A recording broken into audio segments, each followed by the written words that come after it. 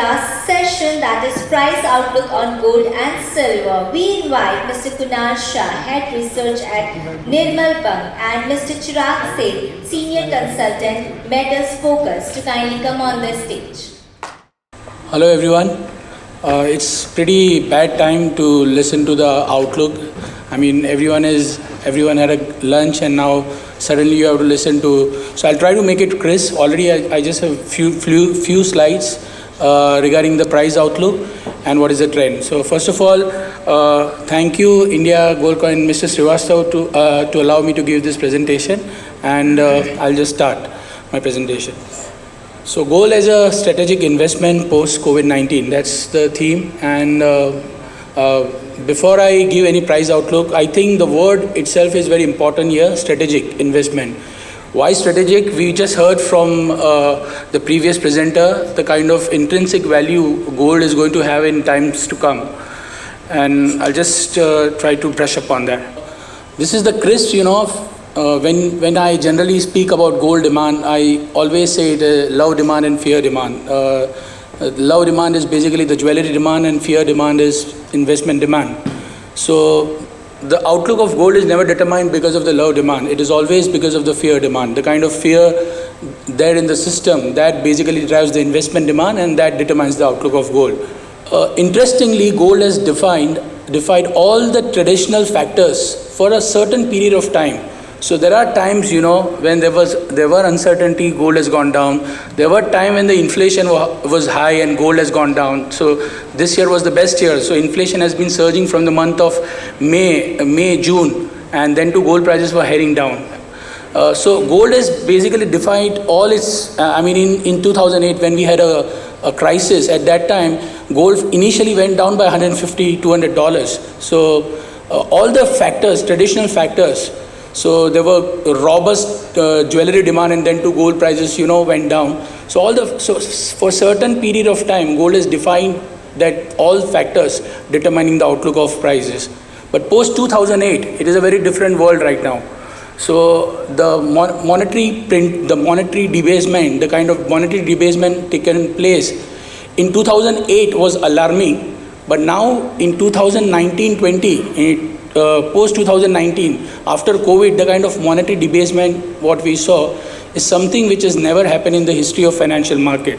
So if you read the history, and at the time of Great Depression also, the kind of monetary debasement took place, and what happened just now. So if you want me to explain in a very simpler word, so India is going to be a $5 trillion economy in next, say, 4 years, 5 years, 6 years, and US just printed, $3.5, $4 trillion in a matter of what? 6 months, 8 months. So this is the kind of debasement what we are seeing, and it's not just the US, even Europe, even Japan, even UK, all the central banks are debasing their currency because of the pandemic what we had. So I think it's a very different world. When you predict the outlook of gold, you cannot go back to history and say that this happened previously. So this time, I'm talking about inflation.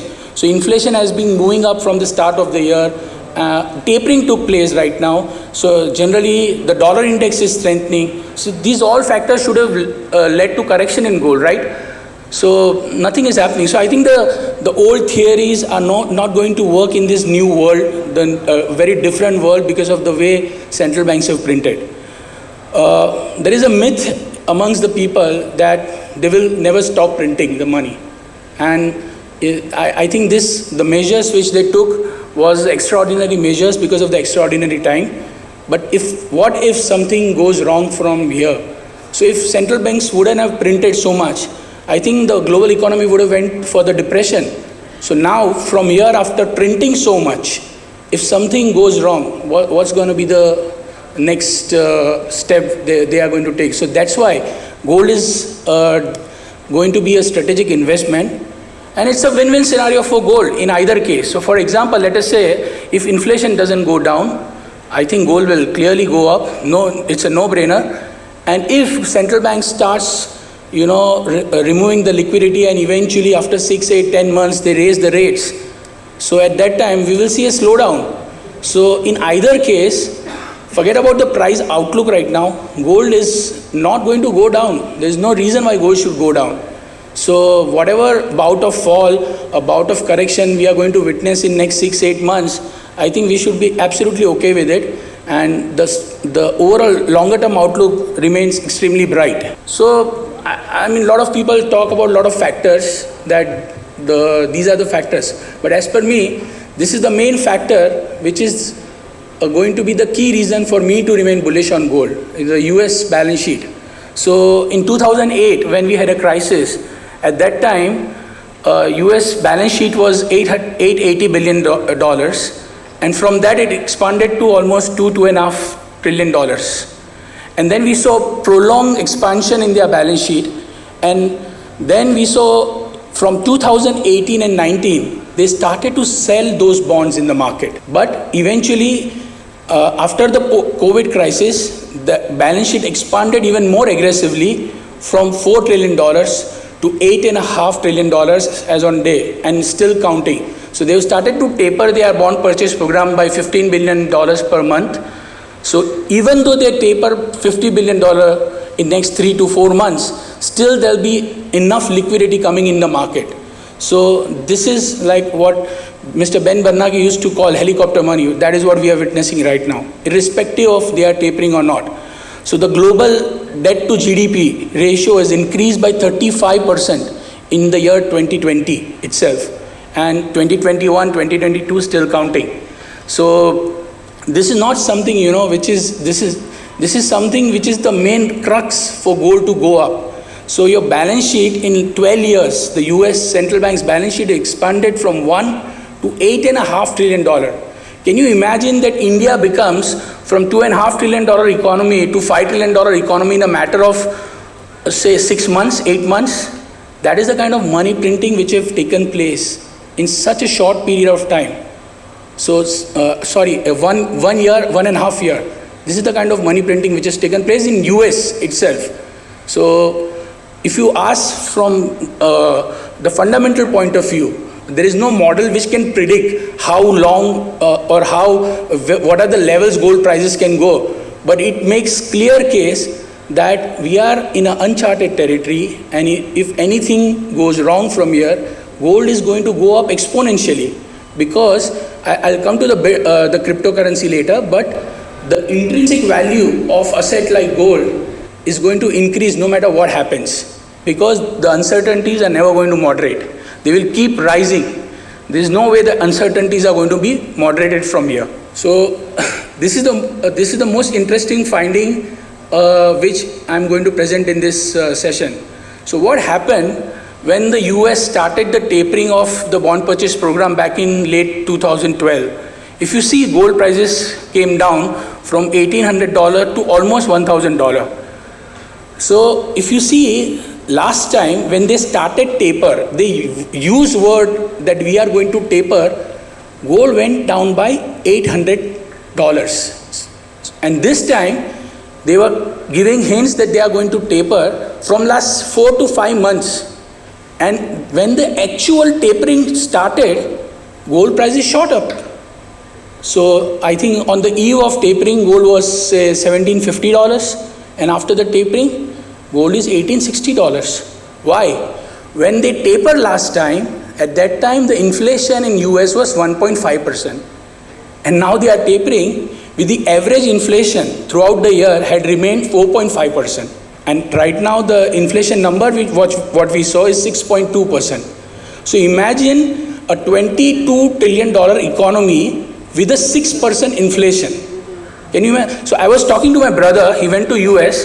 The last time he went to US, the amount he traveled from airport to his home, he took a cab, he had to pay normally $180. Now that same cab cost him $480. So this is the magnitude of inflation which is going on in US. So thankfully we have not seen such inflation in India, but this is the kind of price inflation which is going on in the US. So irrespective of what is going to happen, even if they taper, it doesn't taper, it doesn't make, I'm not going to focus whether they are going to taper or gold is going to go up no matter what. So if you want me to give price outlook, I would say for next 3 to 4 years, conservatively, it will keep giving you returns of 10 to 12%. That is my base case scenario. And if something goes wrong, then it can shoot up. It can. I don't want to give any vague targets, but I will not be surprised if it tests $2,400, $500. I don't have any mechanism to say that. But I am of the very firm view, the next 3 to 4 years, no matter what happens, gold prices are going to go up. So this is what I was referring to. The US inflation, 6.2%. The average inflation this year is 4.2%. So in next 6 to 8 months, I don't see that average going below 5.8% in the US. So 5.8% is the inflation, 2 to 3% is the GDP growth. The negative real rates are going to remain far longer than any of us can imagine in the US. And the gold is denominated in the US dollar. So it's a no-brainer, no matter what happens. If US, the interest rate hike expectation also moves up. This time the rally, the beauty of the gold's rally is after the CPI data, which caused gold prices to move up, the rate hike expectation surged from 2023 to mid 2022, and then to gold prices moved up. So the expectation of building that the rate hike will come sooner than most have anticipated. But now what has happened is, with that also gold prices have gone up. So imagine the kind of fundamental strength gold is going to show you in times to come. A lot of central banks are saying that this inflation is transitory or not. Sometimes they say it's transitory, sometimes their body language say it's not transitory, it's going to stay. But I don't care, because the US 5-year break-even inflation, the instrument which projects that what is going to be the average inflation for next 5 years, is continuously moving up. So after the CPI data, it has moved up. It is up from 2.7% to 3.2% in a matter of 5 days. So till the time we see a sharp drop in energy prices, that is not taking place because of what OPEC and US is doing.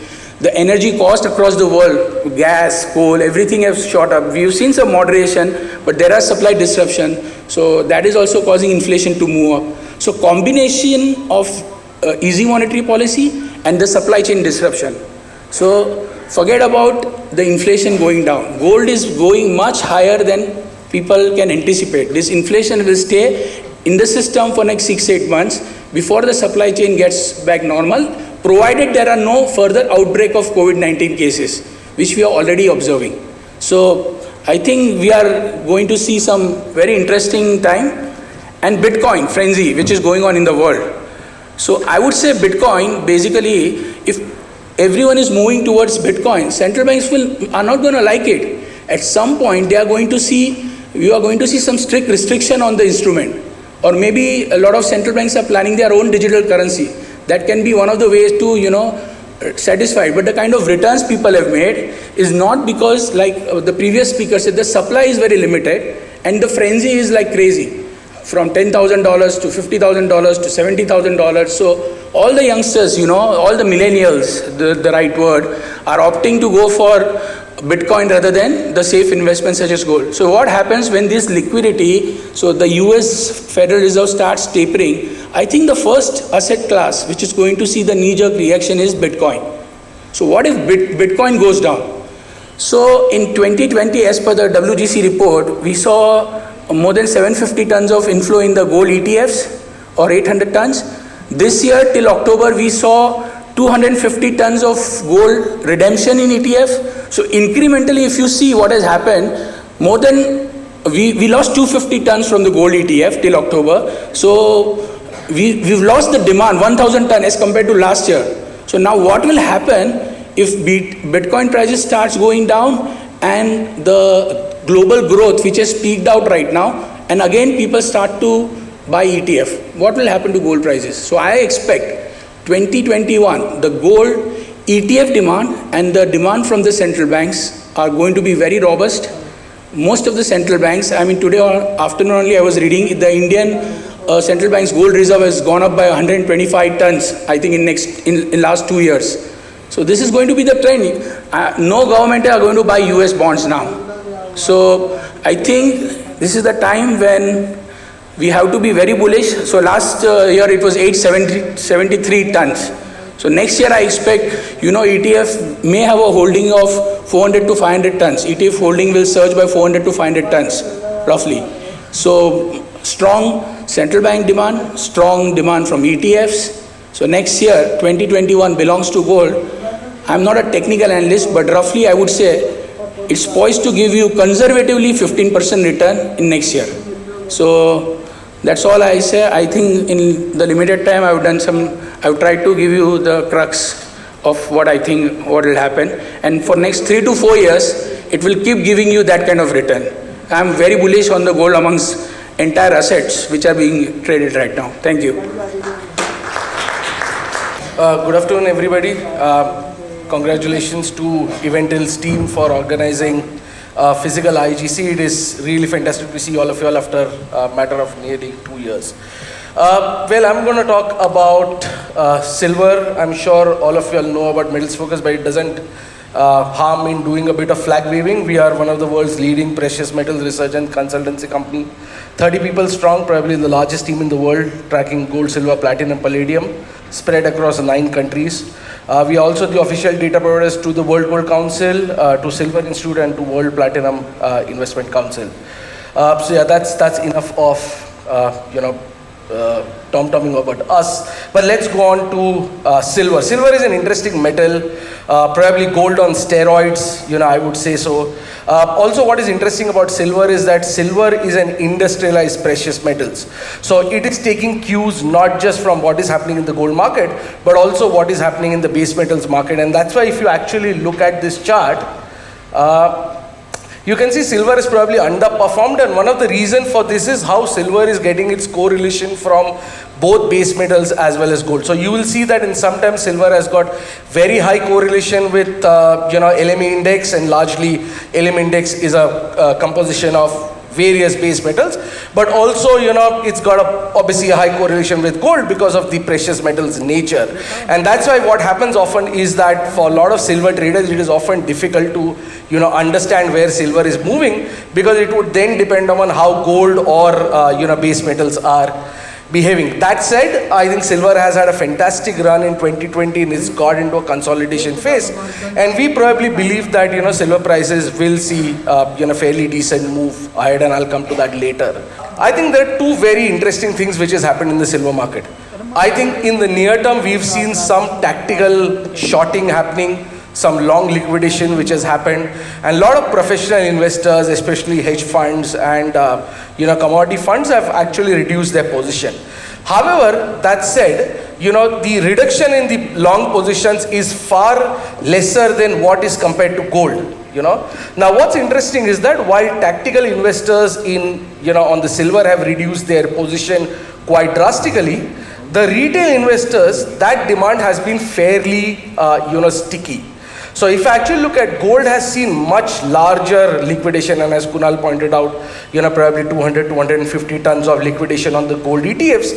Silver ETF holding is still remain about that 1 billion mark in that sense. So I think there is still, among the retail investors, there is still a lot of positive sentiment towards silver. And actually if you go to Salem, Mathura, Agra, you will always find the traders being very bullish on silver. In my 16-year career, I've never heard a silver trader saying that bhav niche lagta hai. Everybody is always bullish on silver in that sense.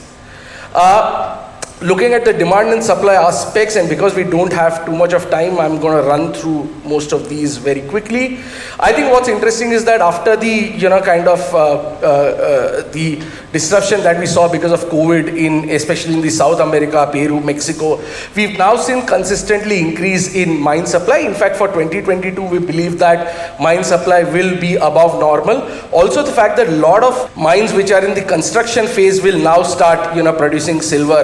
The only problem that we see in silver is basically some of the primary mines will see a reduction in production, whereas silver coming out with lead, zinc and copper would see an increase, especially from South America. Another interesting thing is scrap supply will continue. In fact, in India last 2 years we've seen record scrap supply, especially out of jewelry and silver because of higher prices. And as silver prices continue to remain elevated, we will see decent amount of scrap coming out in the market. And I'm sure a lot of the refineries can corroborate that.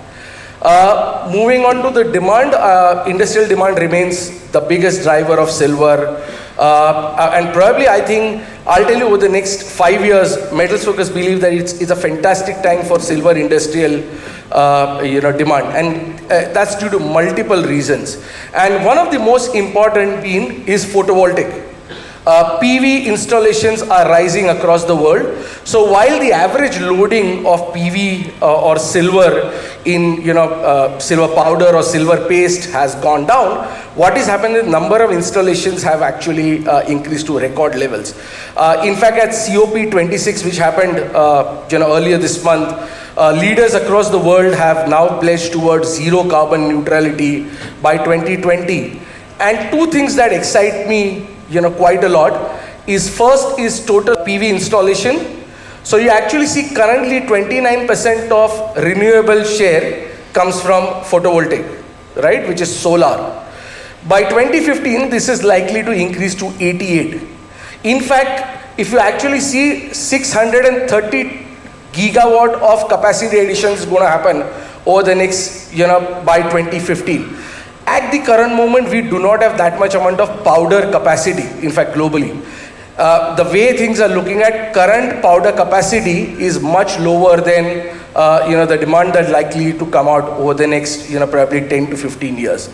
Another very interesting thing is the share of electricity vehicle. At this moment, globally, 1% of all cars sold are EVs, but this is likely to increase to 86% by 2050. Now, two things which is very, very interesting and why automobiles excite us as analysts of silver. We recently did a study for the Silver Institute where we found out what is the average loading of silver in each car. Okay? What we found out is 15 to 30 grams of silver goes into each car. Now, you would say 15 to 30 grams is a fairly less number, right?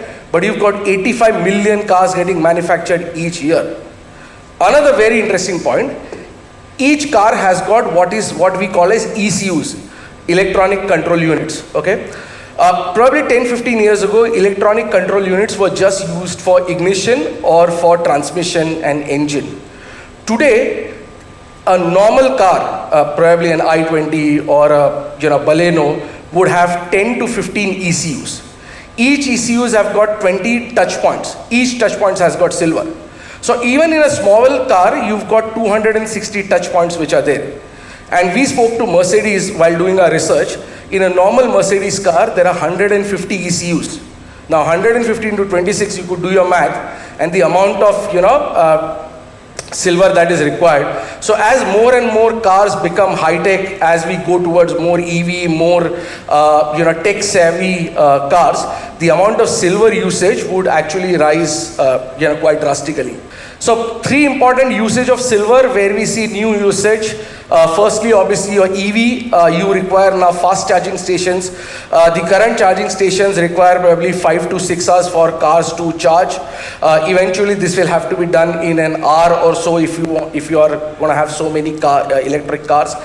In fact, IDEX, which is one of the I would say automotive research company, they estimate that by 2030, 60 million charging stations would be across the world.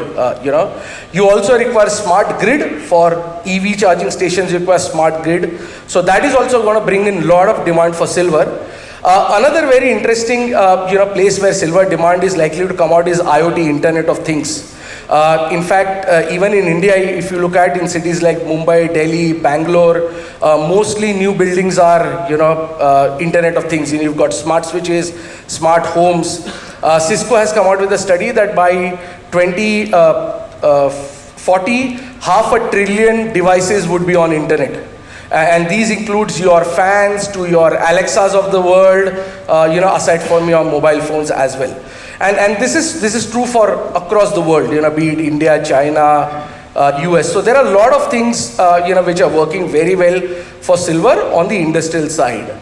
Yeah, coming back to something which a lot of people will be interested, the Indian market has seen massive, I would say, recovery after nearly 10 months of lull, probably 15 to 20 tons of import each month.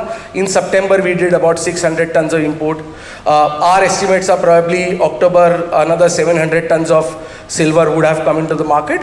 And that actually, the recovery in the market has pushed silver into premium. While everybody is happy with the 15 to 20 cent premium, but 10 to 12 cent is today's shipping cost. So essentially, the market is just trading at a 3 to 4 cent premium because at this moment 70% of all silver is coming via air. Because of bottlenecks at ports. In terms of jewelry fabrication, we believe jewelry fabrication is likely to have another great year in 2022. Probably because of two reasons. Weddings are back, social functions are back, and also the fact that the penetration of 92.5 jewelry has actually quite picked up over the last couple of years. So that will help silver jewelry demand in India. Silverware largely driven by gifting, that is likely to see another year of recovery. But one area which is going to really, I would say, lag is the investment demand. In fact, Chirag Thakkar from Amrapali made a point this morning that last year he saw a lot of his customers selling back his silver. And that's what we believe that in the second half of 2021, Indian market saw disinvestment. That is, people sold more silver than they bought, and we estimate probably about 600 tons of disinvestment would have happened. This is something which has never happened in the Indian market, where people have sold more silver than they bought. And because we expect silver prices to increase, we believe these sellings would keep on continuing, especially for people who were stuck up for last 7-8 years holding silver at 70,000 and at higher levels. The real area which is very exciting to us and which is likely to do well in India is the industrial demand. And I'm not going to talk about what's going to happen in 2022, but I think over the next 4 or 5 years, Indian industrial demand is going to increase quite significantly. On an average, India consumes probably about 1,200 tons of silver for industrial usage. I think this is likely to increase quite significantly, and the sole reason for that is the PLI scheme. The government of India has come out with a fantastic scheme, production-linked incentive scheme. Now, if you actually look at, there are 13 PLI schemes which have been started by government, and out of these 13 there are 7 to 8 of them which is a heavy usage of silver. So you've got medical devices where silver goes, especially the electronic medical devices. You've got mobile manufacturing, 40,000 crore PLI scheme which absolutely requires silver. Most of our phones today have gold and silver. You've got white goods. Where silver is used for brazing, especially alloy, especially for ferrous to non-ferrous, brazing silver is used. Solar, PV modules, silver is being used. So is for automobiles and auto components. So I think whole host of industries is going to require silver. In fact, I was looking at one of the reports which was released by government of Telangana. 5 foreign companies have already set up their plants, in Telangana. So my sense is industrial demand for silver in India is likely to really see fantastic days ahead, both on the account of demand for electrical contacts, but also, brazing. So yeah, so that brings me to the price target. I think we are fairly bullish on silver. Year to date, average price of silver has been $25. We believe that silver prices are likely to go up higher from here. If anybody wants a point forecast, they can meet me aside and I would be able to tell them our exact forecast that we've got. But we believe that silver prices are likely to touch probably $26 on an average forecast and probably trade in a range of $30 on the upside. That's it from my side. Thank you very much.